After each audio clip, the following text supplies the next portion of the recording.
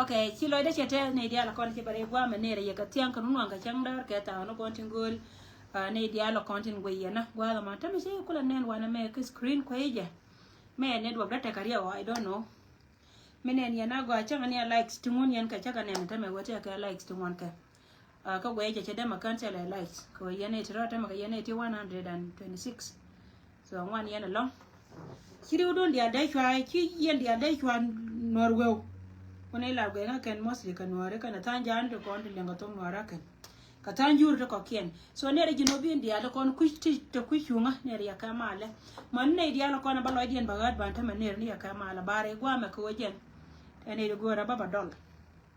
ki gwa ben go kuitu te ka ne tina na mesi ne ken ka social media ka gor na no gor ka chi gor kan la wo ken pan ken right ke chiete ka mangaske right ke ko wo ken pan ken ka ne ti chipel an cha confirm ka ne wo ken chi ka pel already lakin ko wa chi ka pel ku kan la gor wo jen ku ga la partene ga la tele me chi ka je ka kare din wini me cha ngai go chi ka pel barar ga kuidun ko gor wo jen biri udun ore bel wan tam ko bia mon ka ta kenya makana ware ka min goro balat ko baba damna na tele malada yene dia ko na guya na baba damna na an shi da ba te ne baba la de chan je go chia pe ke jan baba damna ka kenya makana ware raida te ka tiat bulut ya baloy ba chelo ni ya ko je na ba ye loy ke wo na loy ke ye lu ni ya ka kel karwade kon ma jel kon win mo na ma te kon ma liu kon bad ka jo kon ga de ti kon do ro me ri ma tan re de me no kon lo ngai lam ana to ka lam bu ko jel ko re ai lam chi kon dies kon cha kon da ba ka ni chi ni kon ko lut kiran man be ra re ji de che lut ka cha wan be ra re ji de che lut ko ran man ka do ran man jen la je de me na kon ya ye na ran e ko bu lu ye la na kon so na mama ko na wa mira bane jankete ko cha lara ku da ko na yone wa lu ni gur kan mo ko bai po du turi yewe mo ramalar ka no chi gur nda abji karo ramri mor ramri gur no go chek do armi amor ka gu do armi gur mi chi ga ti ke nye me da ndor la rum na pan ken karo de la ku ne po ran chira la ku ne die yente dia lo kon la yana ko yen cham je bul ti lo yen wala ka je we cha bul cha ka kwa e cham je bul cha ngang bul ti ko ne la linga do de die te la ku fara nga la ku ga bia ko ku ma ne peren ko peren ko no ku ke peren ku tu mor la chi ga na no ku la mar na ni chinga da nga nya ndo me amor ko gwaran ku gur ko ku ga me chi ga no lo yen we je bulu ba ila ma ken ba lo lam jan lar jina jin cham je na gang wo je ni chi we no re chi kwa cham je buli pa ja ka cham je buli la cha ngang de cha gan ma yam ten tho ko ake cham je do ko na gir ga me jo ni cha ngai no re dia cha go re bo te ka ke lo na ga mo na tin jan ba ngai wo ta ra ka cham je jo ni yo nga no la ko nga gu je na me la dia ne wi me te me mo de ke ana me chi ko da cha point de mane la yana ne la barar without makeup te la nga tela nga eyelashes ni ko la ma batini shala ka ma bani ka to kenya ni tela ka ngawo bara la nyanda we cha dab no ron nuore la bara la nyanda we cha e cha dab no ron nuore ko kon nuore ko re cha shejan me cha nga cha la gurnyin mata ni ni tel mem cha bia boda wo len ko tu ni cha wa won ka mo ke mem ka ba ngan beauty bul no wuje me cha la yana ku ga mu da ke ku je ko me ko da changa I'm so proud ka point an na che ko da changa nga go ko da cha la nyando akin yan cham je to sharo go ba lam ya liu far ne di la ko da jaga jena la ra changa nguli no ma la cham je do kon ti ya loy dien che go go la de ja ko yen dor buli la de nyen kon lat ke la kin ya to da ba xia to da ba ro ko ne dwer ba ko dwer lat ngan ti la da me ya mai ko roye la de chenga go bia tu chelo no go bia tu ko chia ti je la chalam ni ye ko yen nga yen min je de yen ti la ke lo yen leng de me a won ne ra de we a won lat bia ga je nga yen e je no chia ye pa lo nga yen go mi je community mene ye dun la yene li mera ba wo bo wala ye ma jiem bia kan point ko yene ko wacha ya ko cha la ji ko da mat ya mat ko bulu ko da cha rightin yo me la da che nge la no wo yen ha to ka ni ye jen kuma me jiega me ci pele ko ngare tiene ko na ka kan de ko bulu te be ne runa de ko la da ba kan che joni ye yene te jere le me te bia wo ko run ci ne ye bo no ko lug yene wo ba kan ci ya wo mit ko mi run yende ko ne lo dun ka mi ro bulu ci ajo gor lug ye leng de wo lar ka je ye na ci nyando yo ko tung ko no ko kuma de ma kan bere no bi di be chen te no we be run ba bulu ji la ji chung no ba kan ka ro ke che jan bulu la ji chung ne bi chen te ne ba kan ka ro ke le run che gang ne ye wo ci abu wo gwa woni me che joni ye bia tu ko wo jen yo ne ye to ko ne ye kuma ne ma ko te to ma e me te le boltin wana ro jala no gwa nyen jala tin ka ro ada kan ga da ya na ke ka ga bulle ka ka ta li jimel ko na te ti wo ko selpa yo ne ye miere mi si ale no kulo ku chele joni ye chara ko de lakin chara ro ka die ko bia lu ye ndo tiene ko nyen ga de tiene me chelo don ko tung ela wo cha ye cha le bulun ne to ko juba de cha no ro ko aken to ko no ri ken me chelo don che mat ka ke gwa ka ye lakin chara go lam ne chara die la ko na point nga nya ndo me ko ngan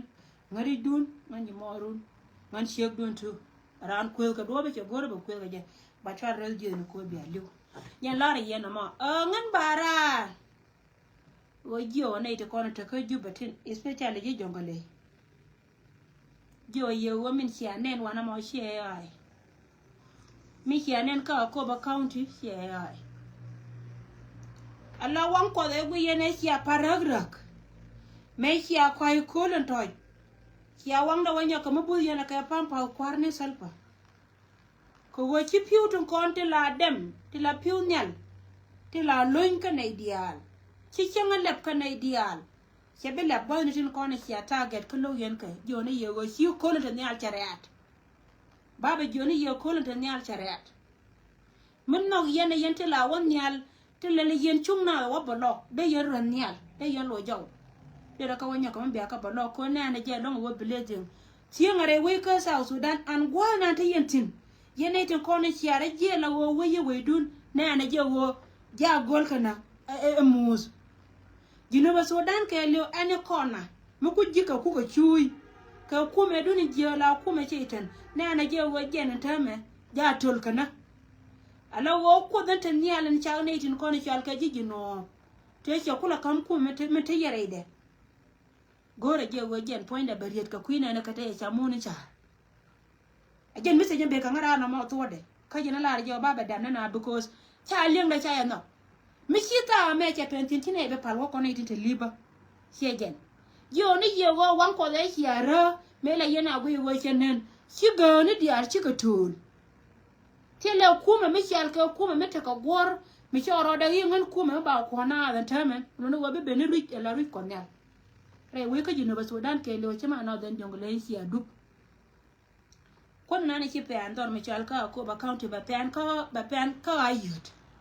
men nak yen jika ka ko lora ko ji ayot ya ka luen ka kui ko gode ko go kan pankien to ko me duni je na ta ke ka ko cha je kun cha bala ka pinye te me chine ti chop ka 3000 chikalu 300 sorry ne more than 300 chikalu ka ko lora men naka ka ko lora menan luen chi a luen piu lakin jo ne ye won nial da makana ideal ka chem le ba kana ideal ala wang changa ya wara ka kurjeni gore je wa bereat ya la roduna ka before it is too late ka ye because nene na jen tame ci gwal che ben ko woyen ba yo golder mus weda da mare kan ba ngod gok ala ji joy gwar na ci ba mengdar ko jen cha ji do mo changi en ji da cha pur kel ka liam da ka lew la we gwar la wo jen na ta gor ne ji joy gwar minene ko be che ai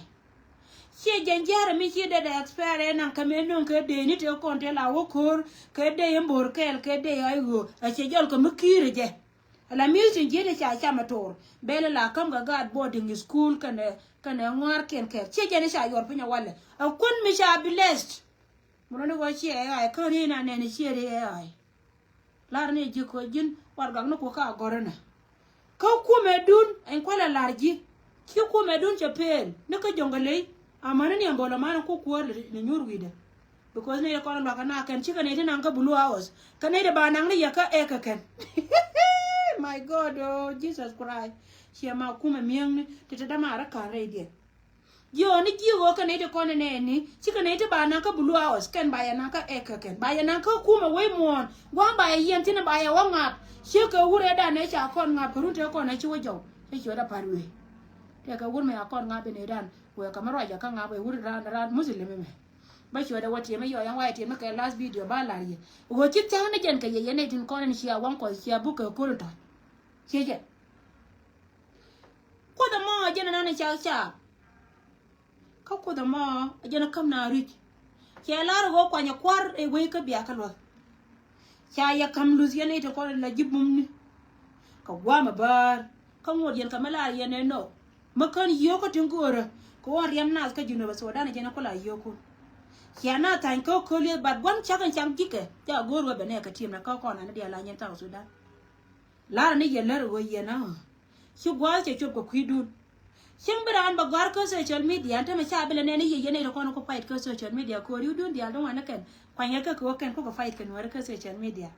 for example ga nyama ri sara yon kiya nyana me da ne cha long pinga gwa mi kibar me che gor wa ba kwan fi bara sara la bude min nyenya kana ani shi an ka social media meta jang ma cha nyot be ben ba jang ba ga be depend mi che be bara la ro je ko to jani ko je ne nyame chi ko de bless nyama nyima ra bi go ye na nyame na go la cha le nyame na go so jen roja ka to jani roja ka to kawaini roja ka so gelam ni kan ya roja ka ke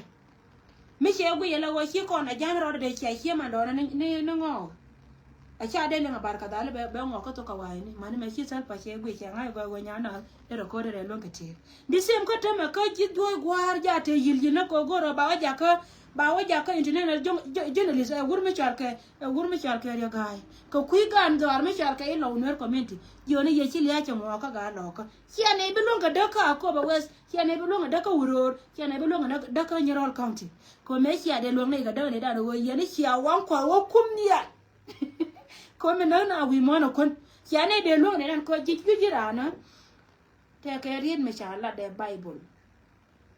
che wela gwan ka kwel ko gwami dum ti da ci bel ka taka shiak ala go manta mi ci dula ci juoban wala ka chandar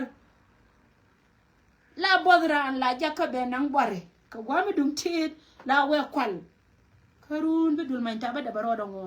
ko manta mi ci dula ro do ngo mi ci wala cha lit mi ci ro do ngo ci shiak raide mo no go jen point da mi go jo pal go be te ko gwami dum ti de ra kut an wana mo ro ngo de sham ki jen awala gwan kaka la weka kala kwele e chidu na tia e jenta bo me dan chia wan ko de kum ko no toj bar chi ko re do para ro yu ko re ji do ni dial la radio we chi ga yan ko ro ji do cha ga kuma selpa ka wo cha ga tin ko nin chal ka ga no re cha ko la ja ko kan pankien cha ka ja ka nyon ti sham ne dor ne kiela ne ra me cha ne ku cha de ku ba wo ai ka social media la wo jen ba jo e wo jen point de gore ne do ka sal pakir ma yadi e mo chi ali ko gwara bi kuma kware bentino ne tin gwar ko kuma gwara me we ben bi ben la gira meti ne jin ke no li ba gore wo we ba chen gira mo man ngaro do ngara te me yen gwar dia lo kon mo ra da palpin ama gore ma bi je ka gwa me be ne lakin ka te konen gori ka ti ba ja ko jin ba ji mo ka dia ka ne ru shejen yu ko te yalan yal ka kwire entin konen cha cha ka jino ba so dan ko wajen ce lara ga wayen ci amit ko gwa me ci ba an cina ba ngor ko kuma min jiya an ko na na rodien la wi da mor na ko be dor be cham cina ba ngor tin la ne ya to cina ba ngor tin ko wajen tin kon tin to an ta me mi ci aka lin ka ji da fayra gore je go ra ne la don yen tin dia lo kon te ko wana mo ra ne la don ko amier lo nye dub ko wajen ja chupanye kun kwaro dunti to joni ye wa cha wan ko cha po wan ko chu ko cha po ko da matanialo hie de melen ka pe gira mata ko ya gai ko hie de melen ka pe ko je no kuile cha hie belen ka pe gira mala wi na wi hie mo wi ko top ko selpa kina ibi nen bat ye nen jinu gwan ka irar ani plan mi shiri ala kare lo aidu en go jin ba chi mar wona ka se pa ngai je yo ni ye su gwa che chop ko ku ko su ko nyal che ri de chena an chia ne be dol chia ka ne ti pel continue ne ti pel ka ko ne din ko no kula bum lo ni tin tiam ke boss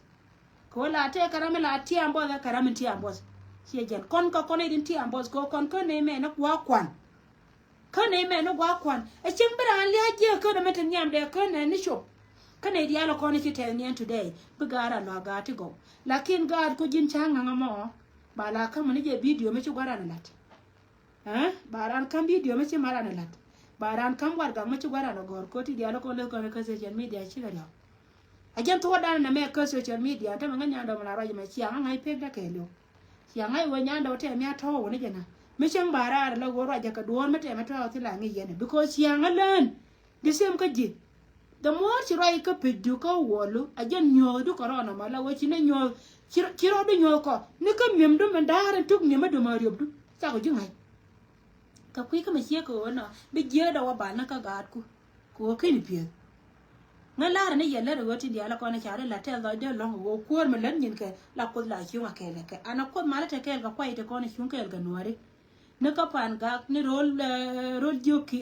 rol kir ka ke leo rol kir ka ke leo ne ka rol ne ko na chal ke ben ti ka baro ne dia la ko ni shun ke ga ga nuare ko mala ka ga chi gwa ku tung cha ka kuiru e tingo ti chi taru e ti je te gor na ro dia ne ka so ngan ci la de tel ka men ci ko de la ka ko ba county ci ne dia lo ngan chara yaltin meda ci ne dia to ngan chara den yaltin jo kai cha ba ko be wo mo kan ci be ku me ba ye doy ke dun kwan de na sara de na o kama bodol ke dun kwan ci je yene tin to tin konen chal ke kwai tin chal ke itiam like yo go yut anta me kan ite cha ka gore bo ni nyoni jali atene te bombo cha ka gore bo ni nyoni chane tinje ala wo jene na mega gon ne te ko ne chi chu lek che ngeda no chi de ko ya gai cha baran chana cha garan chana cha chigran chana cha loran cha chwa jinon ti ba mate meti nyore tari gien chamon nyalo ker an jok king bia kwai bang te la ji kol me before me borodo ne de chi de ko wuri me chal ke ya gai te chwe ma bodol ke dun kwan cha ka chu polo ko nyan ka gwa me dum ti so jone yen ti dia la ko no gor la kwar ke no yen pan dia la ko ta ka jube ya pe Kejen ya pe bu tera mbi ro edu lelen sia ga bilonga da ga da na chu ko dino ga ka che yalan ya la jena no ko la wajana lo yoro mi shal ke ran ko cha mo ra mo bor che yo leng ne ka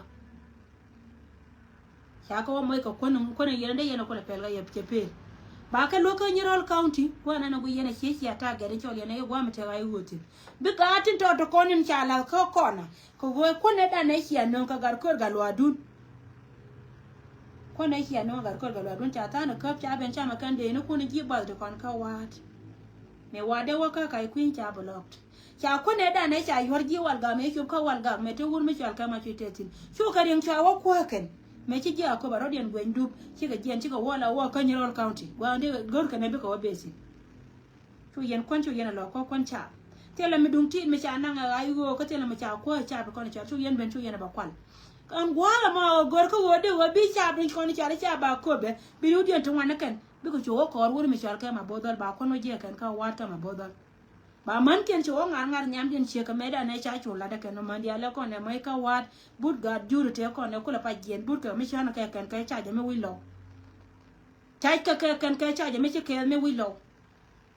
che je me kan mai to ro no ra ne wal kana mai to wode wu no ra da cha je de kana mai tuwa wode wonora de cha je de nyoke wurjang chuma bodor chua gad chua man lo ka be ja ka cha ja ma wi lo so rai ma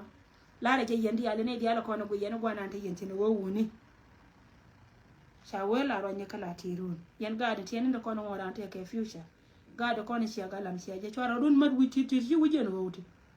ti dia li wujen che wujen wote wuni jen wodi na wona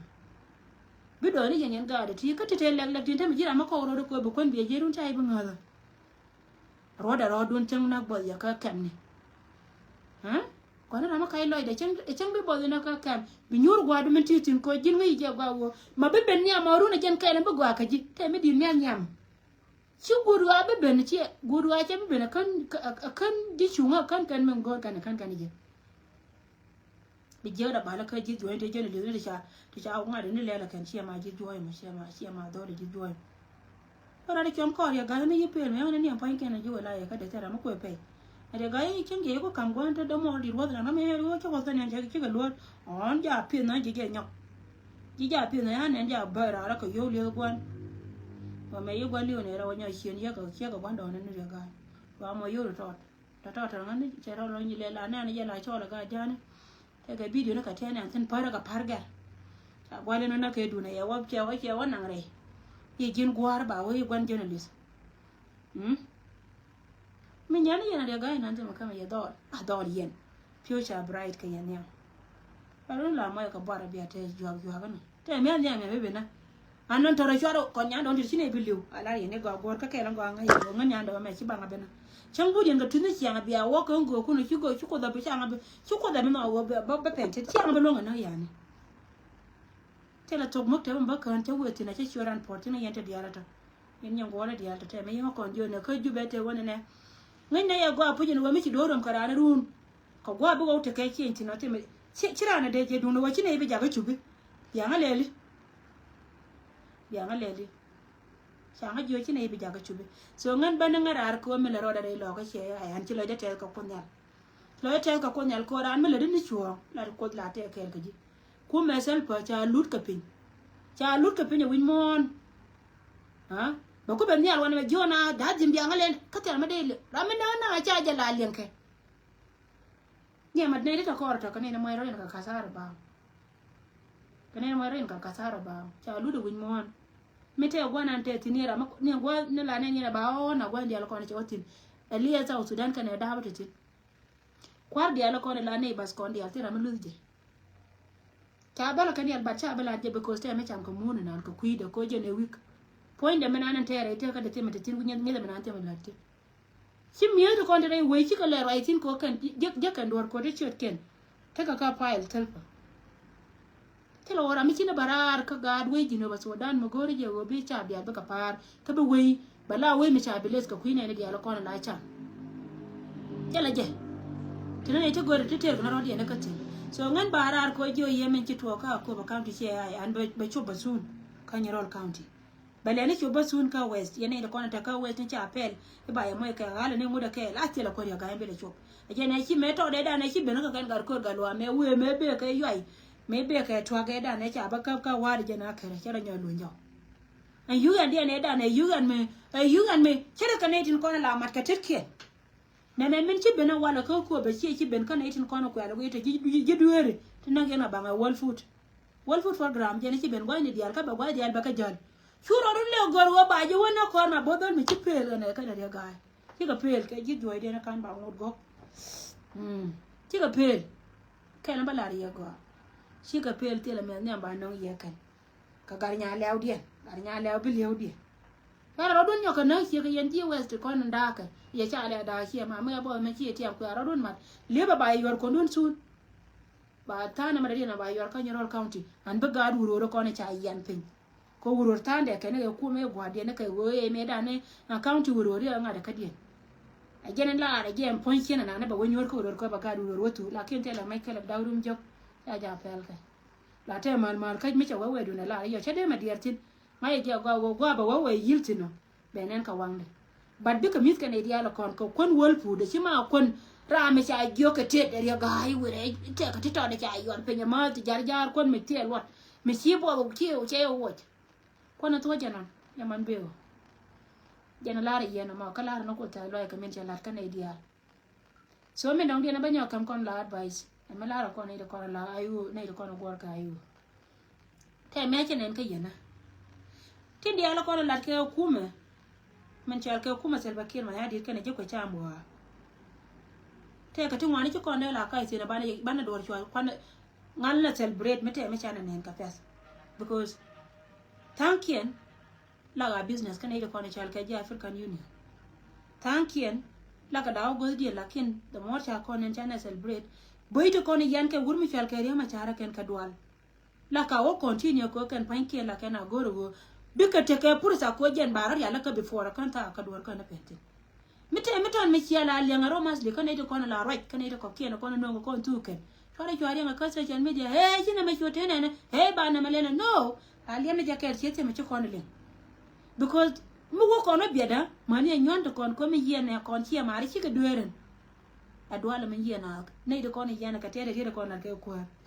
ide la ke wurmi chal ke wurmi chal ke podcast cho he kon mala podcast gati content ke leaders dole na haka ke jina lenye ka chiego wang be ta la ka tijin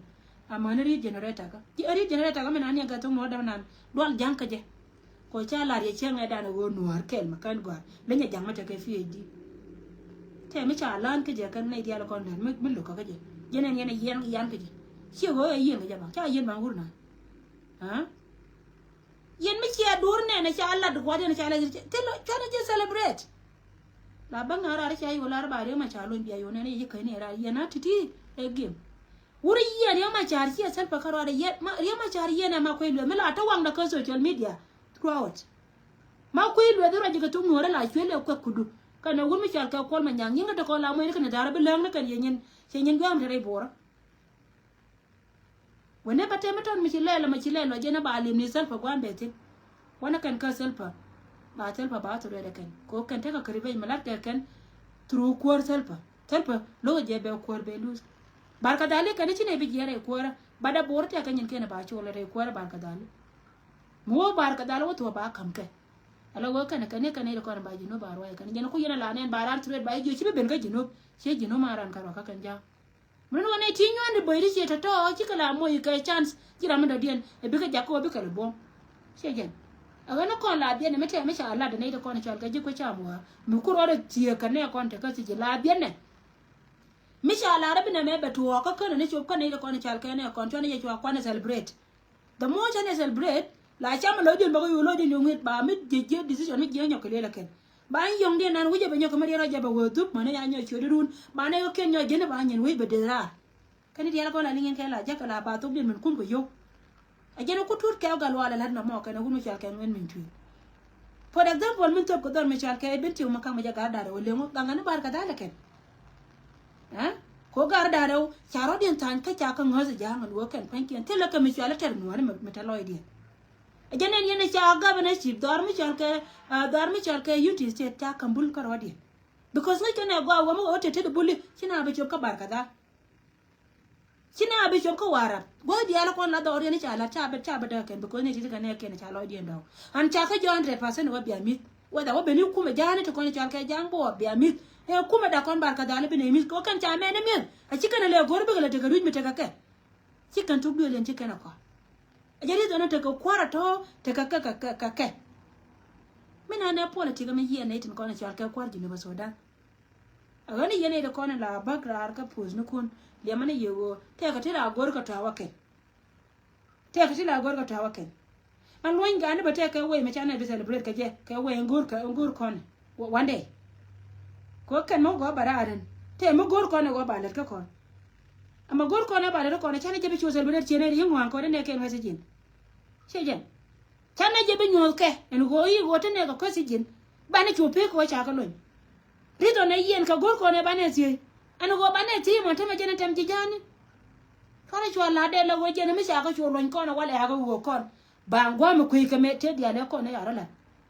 kama cha ka lonyo chere me be na ngor ka ta wonde na mi na ka to ke le ke kon ko lan ta ti be na mis ko tu dia ka jino ka taro ka ti gor ka je china abi chu ka rar ka buli yel no chiko ne barar ka buli yel ko ne taro yena ka ba min kwa na ka nas ko cha ka yen kan kwara to me gor ka je wa ba cha dori ken ba kana cha ka la ka sije shejen luko na lo ka wa na mo she lu mutemel arkatin ka kai ne ti ya ko la katin so kel me ja kon ba ko ne ko ne chal ka jinas she ne ko la supporters ne ta to continue bi dia ko no ku ko na yo ku ko ne support akel mo gor je ba wo me chang ba ka loin kon sibi dine bul ko kon a woni bana ro ti ko kon citizen ka South Sudan shejen bana ro ti kere me ba ngorti no kuma ma je mo hier ba ri de punyo kuma ne me ko tere we ka jino me na to ke ajeno ko la lo ko de ran te ka me chal ka freedom of speech chiran de mai roi kan idi dial kon roi mila ran chuan gor ka je bana cha mai to onuka de na ko de tuna de ka yen chere me bangori tin kuma na ma che te kam de na ba je tin taro ka te gor ka gwe ken para biarar ka pe biaring te ka go cha la ru de ke no che jan e wur jenga jenga jogo jen do ka je do ra men cha la koran mi te kam gori bilada che ya le ka je le ne menan che jan na de menan wur mi chal kariya ma chal mate ka jere le ka jino bien ka kan jino bien dia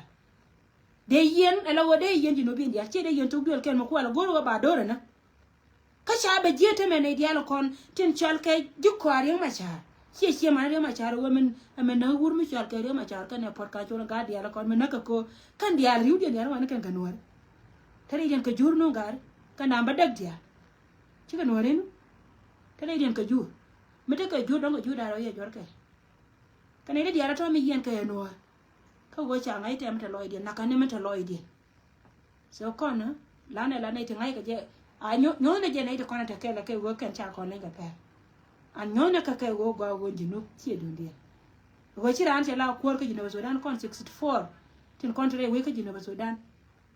kiran biya go ko ra wala be chola ta ya ka je pan so jane kuma me je ma ko wajen bala kum be pe kana lo la ne ti desperate la wajen mite ka mike a cho kam kon man yo kai tina akwa no you know go ba da par na dia a shi maram kai cha na bro e dor kai on kwar dia lan didi dia lo gol dia lo kon te ga liz kon kwar ga dia la ne chara lo ne ala janke lo mai to ga kuma shi kuma selfa kana masabeni ya kuma selfa kana masabeni ko on rijina na rike selfa a jeru rike wur mi chal ka masabeni so me le la ramete ti kan ne kan ngi mita ne ngai ne ga ba go biro do jintie micha na ka gwa de da ma ba ka lo nya ka na de lo nya ka mo de still bina wara ya la jinobien tina ba wara ya la go je ne ka na kwa kina ga kwa telpa advice ma kama je yene dia ko la ya pe go la bede ka gore je ga go bia ngai go ka ne de kon cha ka yen ka dor yana ka ka no yana ka ko ka nan ka go bi ka la kwa so I chen chom no de kam kon men dong dien e do ayana kon chi ko ka pa ni jer county chet ka me cha la ya pa me te ha ga je ndu ku ma sel ko en gwa me te ka kan ne te kon chal ka ji ko cham wa te la te ka dol wa te ne la te dori kon cha ka tu ka dor me chal ka pan ga cha ka tu dor me chal ka re lo ka cha ka tu ka la dori state men to ka na ka gwa ma wo to ko ko cha na belo mite ka gwa mi chine ko ri no gangtin she ka mate counties ko nang baro ko no ngot kare die kana ri to do ko n char ke ji ku cham waten tin dong lo kana da ken che go de announce because ngode ko mi je na la ti je dere wonyo ko le na ba na mo ko wache dutine cha warar ka social media kon jinas gorna ne kon kama dena wa kam che go ante me go jin chi ji wal pur chi ka ben ka kon antunga te ko ne anta ma chana bela gar kare yene diala ko la yana lengwa me luangne ko bana jiboni bana kalago luane jiboni ko kan ba ko moy ka won ka luane ka ko kan ba ko moy ka mecham kai kai so tije ka ken ko ne non ko nan wale la go ten lo de ka ko lo de te ka ko ka wada mengwa mi che ko ben ka ko me no okay ba wo jela ko ngante nen yene diala ko ko me che nen ta ma ka pe ne do ke che pen jai ne do te ga problem ni pan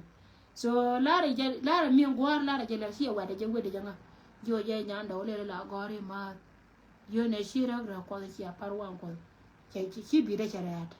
ande ni al dam kan ideal ka be chang dam kan ideal kanene ne ane je be lab ga ni ideal kan yin South Sudan cha be chama to kel gwa me bin thank you so much yene ideal ko ne chinga go gwa me ko mara ta kel ka ye ayen dia ko ka yen dia gama yen yang tam je bulu tiat bulu to ko shi ka bul dia tila lingo joji ne kia miki ya wo ko yen nga nyanda wote ne nyanda pe ka poinda ko gan an yimandun an shegdun ari dun fa re ka dis ba nyondo ye la kwele ni ki ambe kwele ba tara nga nyo kwele ni bia wa ka pere ndiega e chima je lo ai de ko ngante e belong na lakini yente la logi no la ka to bia kan ko yana kwele kashiya to da babban ka koyi ana ma banne na balat da ko ngai je man gari yana to tin diale je diale logi go balat lat kan ye jiran mi ki goro go che chai bi ke jek la wo ro ko mi je kama kan yiro no wo re je ka chai bi pal je bina roi ngan ba roi ni hiang mu kwa wa te ga mala wo ka twisted ko ba wo pe ye tut ka ka ne wur ma chal ka ngat ka no kol ba che tu mu di romba kele mai kele ko ra mo wo ko ba wo pe ra mo lo ma lada shejen anu kol ba mo lo no go jen yin cham je mo ko chi me no kon ni chi dor no re chi do en pin kele nga mai kele ka ji ba jo wo pe ka chi oda kele nga ria lakin chura ka dies ko ba ye la ma ken biliu thank you so much ko ma ta ke ja ka ba ne je bye for now na yende ara pa